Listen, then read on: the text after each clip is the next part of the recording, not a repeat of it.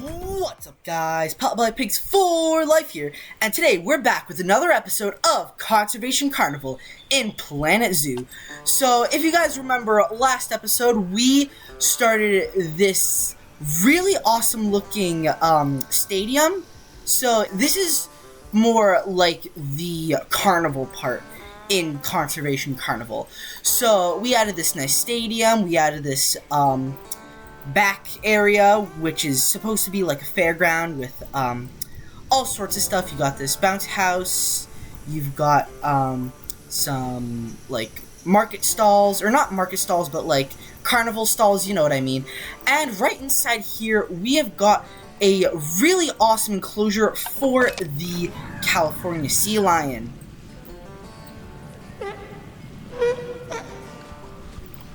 So now, the plan for this episode is we're going to complete one of the two sides of the stadium. So the idea is we're going to have enclosures on either side of the stadium, and they need to be attached to the stadium in some way, shape, or form, so that way the animals can hypothetically go in and keeper can do talks about them. So I'm leaning more towards this side is going to be this episode. So here's the plan. This enclosure is going to be African elephants. This enclosure is going to be hippos, and this enclosure is going to be mixed enclosure for Nyalas and Southern White Rhinos. And then on the other side, which will be next episode, we're going to do spotted hyenas, jaguars, and grizzly bears. So now here is what we're gonna do. So, yeah, I have a feeling that, guests are not gonna be too happy with, how they're able to see the animals. So, let's see. Because of that, I'm thinking what we could probably do is, I don't know, I've considered doing a tour ride through here. Ooh, you know what we can maybe do is maybe we'll do a monorail, because that could be sort of like some sort of carnival ride, I guess. Yeah, no, that's actually a really good idea. So yeah, honestly, I might have to go ahead and do that, because I think that is a really nice idea. But first, I think we should start by getting the animals. So let's see. I think, let's see, what do we have? We have 1, 2, 3 Southern White Rhinos. We have 1, 2, 3, 4, 5, 6 Nyalas. We have 1, 2, 3, 4, 5, 6, 7, 8 hippos.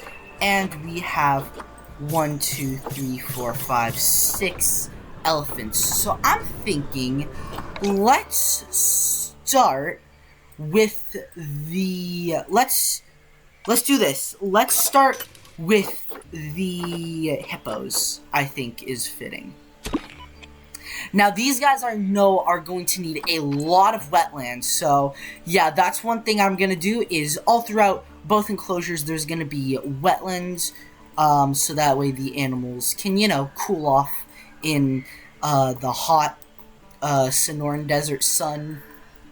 Alright guys, so first time lapse of the video, and I think we're going to start out with a couple of hippo facts. So, the hippopotamus is sometimes also called the Nile hippopotamus because they used to be found living in the Nile River.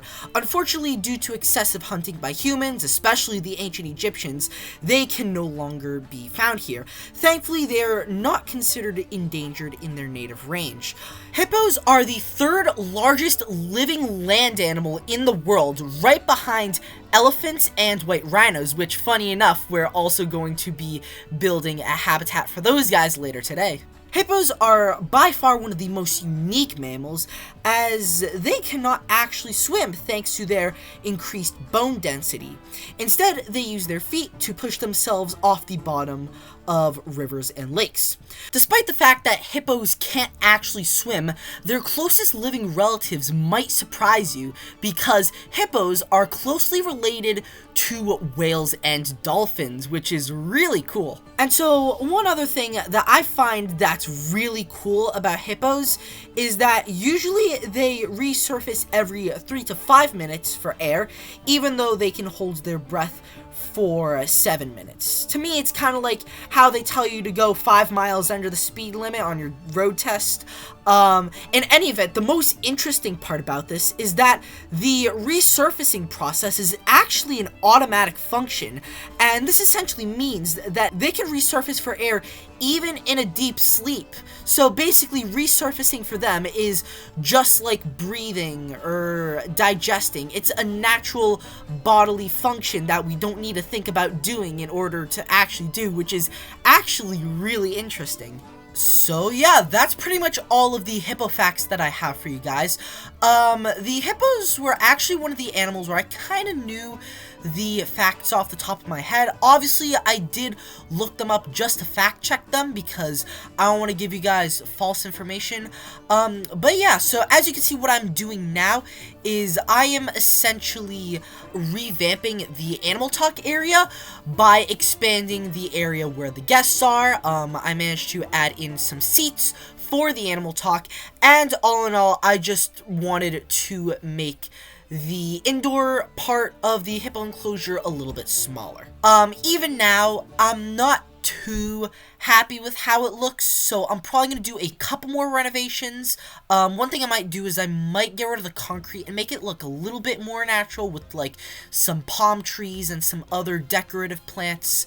I'll probably also add in a couple of rocks as well as spruce up the enrichment areas, and then behind the seats, what I was going to do was I was gonna add in a couple of plants, like potted plants, but I've now decided that instead I'm going to add in a couple of backstage items, so like maybe a crate of food for the animals, a bunch of other stuff. So yeah, I've got some pretty good plans for this area of the zoo.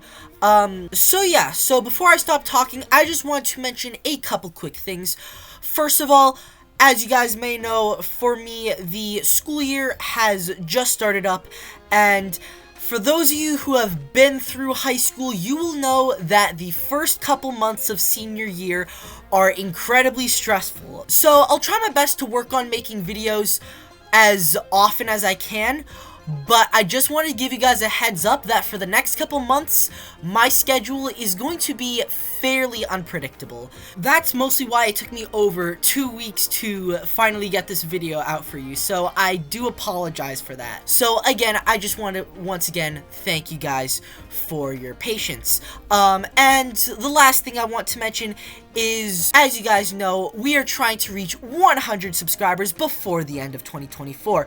So if you guys are enjoying this video so far, then please consider leaving a like, commenting, and subscribing to the channel to see some more Planet Zoo and Jurassic World Evolution 2 content. So yeah, that's pretty much all I have to say for now. I really hope you guys enjoy the hippo facts, and I'll see you guys at the end of the time lapse. Alright guys, so overall, I'm pretty happy with how the hippo enclosure looks. I definitely feel like there's the right amount of foliage in here. Okay, with that being said, this needs to change. So you know what? Yeah, let's honestly really quickly do that. Alright, first we're going to get rid of all this concrete.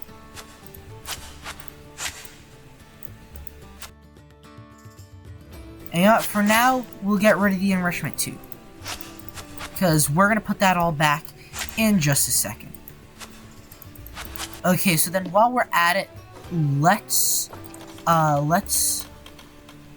also do this. Perfect. Let's see.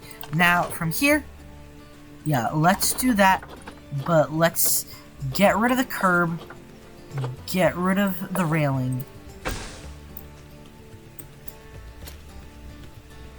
There and there. Perfect. And then we do the same thing on the other side. Alright, nice. Now, I'm thinking for here, I think a good terrain cover would be dirt. So let's get rid of all this rock. We're gonna add dirt, and then, maybe we'll add in a little bit of grass, too. So, now, what I did... Oh, let's get rid of this for the time being. So now, what I did was over here, I prepped a couple of rock pieces that we can maybe use to decorate the inside of this little area. I definitely like the look of the palm trees in here. So ready? I'm thinking, let's see, let's put this one right here. Let's put this one right in the center. Okay, maybe not in the center. Yeah, you know what? Yeah, no, let's use another one of these. Only this time, this time let's have it face this way, because, the animals still need plenty of places that they can walk around and such. So then, what we're gonna do is now we're just going to put a little bit of enrichment in here. So what we're gonna do is we're gonna use a mix of, different toy enrichment and food enrichment. So, I'm thinking, obviously, I think we should do a pool. Okay. I feel like if we were hypothetically going to let the elephants in here, we should probably, get one of these things. I think also now would be a good time to add some of the details with the long grass, so maybe a little over here.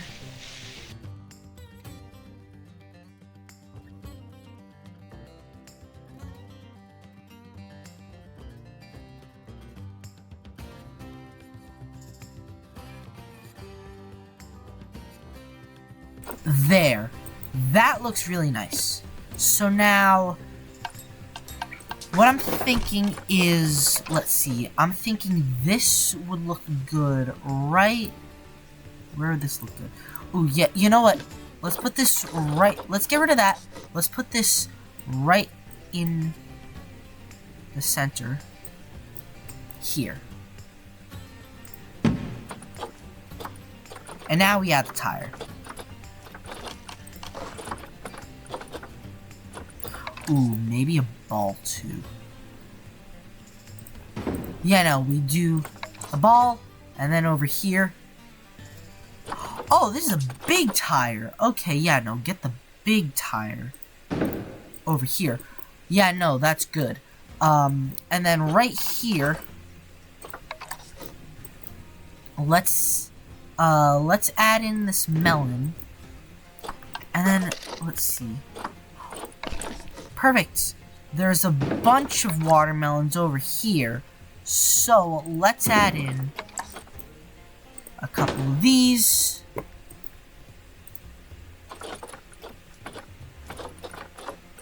You know, nice little patch of watermelons. There. That looks so much better. And they can still get around in here, correct?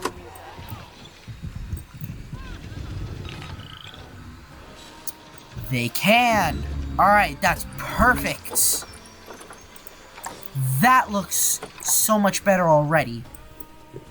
And then honestly, what I'm thinking for this side, when we get to it, I'm thinking that what we do is let's split all these areas into thirds. So that way we can have, you know, different sort of arenas, or not arenas, but you know what I mean, like areas where they can go and they can talk. Alright, so now that that's done, now that this is done, we can go on to work on the other habitats. So I'm thinking next, let's go for the mixed habitat. But first, before we need to do that, I think we need to pay a little bit of respect to a certain someone. So for those of you who are like me and also follow the Urban Rescue Ranch, you will know that unfortunately Homelander has in fact passed away. So we're going to choose an ostrich and we are going to name it Homelander. You know what, actually, we're not going to name one of these ostriches, so I'm actually going to make another ostrich enclosure, and in that we will have an ostrich named Homelander. Let's see, we will name you Homelander. R.I.P. Homelander. Alright, so now that that has been done, now we can move on to the Southern White Rhino and Nyala enclosures. We have 1, 2, 3, 4, 5, 6 Nyalas. We have 1, 2, 3 Southern White Rhinos. Oh, we need to get rid of one of the females because they only like 5. Okay. So, who has the better genetics? It's a little bit tough that the Nyalas don't like too many other Nyalas. In fact, we can probably make this a lot smaller. Yeah, no, that should be a lot better. You know, it's a little bit smaller, but you know what? It's not that bad. Alright guys, as we're working on the second habitat of this episode, I'd say that it's time for a couple more animal facts. So starting with the Southern White Rhinos. So the Southern White Rhino is the second largest land mammal in the world, only being dwarfed by elephants. I guess you can count it as the third largest land mammal if you count Asian elephants and African elephants as separate, which they kinda are. So I guess that makes hippos the fourth largest. I don't know, look, I got these animal facts from 2 very different sources, so don't take it up with me, take it up with the sources. Anyway, in order to maintain those massive sizes, the Southern White Rhino spends most of its day eating, and they need to consume up to 120 pounds of food each and every day. One other thing is that the Southern White Rhino is the most plentiful rhino species in the world, being classified as only near threatened thanks to many conservation efforts. Their northern counterparts, however, aren't so lucky, as the species is declared as functionally extinct, as the only 2 individuals left are infertile females. Okay, so now we are going to move on to the Nyalas. So, Nyalas are known for being very alert, and they have an amazing sense of hearing, eyesight, and smell, which they can use to detect predators. I'll talk about these different features in just a second, but first, I ended up noticing something in-game that's actually really cool. Ooh, animal talk? Hang on. Oh my gosh, it's the animal talk about the seals! Oh my gosh, this is so insane! Okay, so they can't do the food throw. That's okay.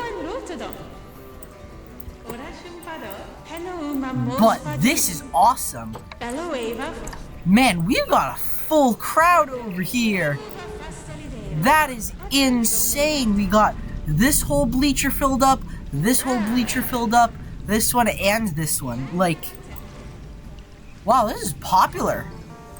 Okay, so now back to working on the enclosure. All the plant work is here. We just need to add in the enrichment. So yeah, that was really cool to be able to witness firsthand. So anyways, back to the Nyalas. So their eyes in particular are very well adapted for watching for predators. For starters, they are located more towards the sides of the skull, giving them a wider range of eyesight. And they also have longer pupils that allow them to better sense predators. When they sense danger, they can produce a dog-like barking sound in order to warn other Nyalas nearby. They're also known to react to distress calls from other animals such as impalas, kudus, and baboons. Alright guys, so here is the finished Southern White Rhino and Nyala habitat, and I think it looks really good. So obviously there's not a lot of water in this habitat, and there's a lot more like sort of grassland with a lot of trees. I did end up using a lot of the same elements that were in the massive African safari enclosure, but you know what, I don't think that people will notice. I was mostly too lazy and wanted to, you know, just reuse some of the same elements. So yeah, let's see, the Southern White Rhinos seem to like it, and so do the Nyalas. Again, it's just a shame that we can't keep too many Nyalas, because otherwise they'll be unhappy. Alright, so one thing I will do before we finish off with the African elephant enclosure is I'm going to add in a couple of backstage areas behind the bleachers, but before we do that, I think that we've had our first baby sea lions. These guys are super cute. Okay, so now for the backstage area, what I've basically done is, I have taken this sort of backstage area from, one of the, what do you call it? From one of the career mode maps. I believe that this came out with the conservation pack. So because of that, what I'm gonna do is I'm gonna take, let's see, I'm gonna take a couple of these, objects, and whichever objects that I like, those will be the ones that, we use in the backstage area. Perfect, so we've got a pretty good collection of items, so let's just move these, like, one by one into this little backstage, sort of, behind the bleachers area. Alright, there we go. So we've added a couple of crates and other stuff that the keepers might need for the animal talks. Alright, so now that that's out of the way, one last thing I do want to do before we finish this episode with the African elephant enclosure is I just want to find a good place for the monorail entrance. So I'm thinking right here would be a good place for it. I don't know if I want to raise up a little bit, but I think right here, we're not gonna do it until we finish this part of the zoo, but I imagine it going all throughout these enclosures. Might need to get rid of a little bit of the foliage. It'll go across the way over here, through the enclosures over here, as well as whatever other enclosures that we are going to include. So, now that we have gotten all of the necessities completed, now we are going to add in the final animals, which will be the African elephants. And we've got quite a lot of African elephants. Alright guys, so to finish off this video, I'm just going to mention a couple of quick African elephant facts. So, like I mentioned previously, the African elephant is the largest living land mammal. Their ears alone can reach up to 5 feet long, which are used for cooling down the body. Elephants are very social and intelligent animals, and they have been known to mourn the loss of a herd member. They have also been known to walk at the pace of the slowest member of the herd while traveling long distances, which they can travel quite far to get a source of water. So anyways, in the wild, they can live up to 80 years, which is insane to think about. And so, most of the time, when you see an elephant herd, all of the adults in that herd are females, and the female calves will stay with their herd, often called a harem, for their entire lives. Males, on the other hand, are usually solitary, though sometimes they will form smaller bachelor groups. Elephants also have the longest gestation period of any animal, which is 22 months. Can you imagine being pregnant for 22 months? Like, that's insane to me. Also, YouTube, please don't cancel me for making that comment. In any event, so unfortunately, elephants of all types, both African and Asian, are endangered because of the ivory trade. In fact, elephants that are born with no tusks are more likely to survive and pass on that gene for no tusks than elephants that do have tusks, which is incredibly sad. So yeah, if you guys know any organizations that will help protect elephants, then I would highly suggest donating to one of those, because they really are doing their part to protect these amazing creatures. So yeah, so just adding the last little bits of enrichment, a couple more trees, and with all that being said, we can consider this habitat as finished. Alright guys, so overall, I'm really happy with how this habitat turned out. So the one little issue, or I should say big issue, is that this habitat is pretty spacious. So while it's good for the elephants, oh my gosh, look at them. They're going in the water. That's so awesome. Alright, sorry, I'm getting distracted. So while it is good that the elephants get quite a bit of space, especially for such a big, magnificent animal, unfortunately, if they're all the way over here, guests are not going to be getting a good view of them.